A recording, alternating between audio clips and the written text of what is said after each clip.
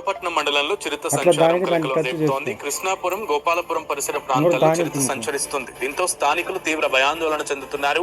ఒంటరిగా రోడ్డుపైకి రావాలంటే బిక్కుబిక్కుమంటున్నారు బుక్కపట్నం ప్రజలు. పొలాలకు వెళ్లేవారు ప్రాణాలను అరచేతిలో పెట్టుకుని వెళ్తున్నారు. రాత్రి వేళల్లో బుక్కపట్నంలో బయటకు రావాలంటేనే జనం జంకుతున్నారు. ఈ చిరుత నుంచి తమను కాపాడాలని అటవీ శాఖ అధికారులకు మొరపెట్టుకున్నారు. కృష్ణాపురం, గోపాలపురం పరిసర ప్రాంతాల్లో వారం రోజుల వ్యవధిలో 2 సార్లు చిరుత కనిపించిందని స్థానికులు చెబుతున్నారు. గొర్రెలు, మేకల కాపరులు, పొలాలకు వెళ్లే రైతులు, కూలీలు భయంగా గడుపుతున్నారు. చిరుత సంచరించిన పరిసర ప్రాంతం వైపు కన్నెత్తి చూడాలంటేనే వణికిపోతున్నారు. చిరుత సమాచారం గురించి అటవీ శాఖ అధికారులకు సమాచారం అందించారు బుక్కపట్నం గ్రామస్తులు. రంగంలోకి దిగిన అటవీ శాఖ అధికారులు బుక్కపట్నం గ్రామస్తులను అప్రమత్తం చేశారు. ఒంటరిగా చిరుత సంచరించిన ప్రాంతం వైపు వెళ్లొద్దని హెచ్చరించారు.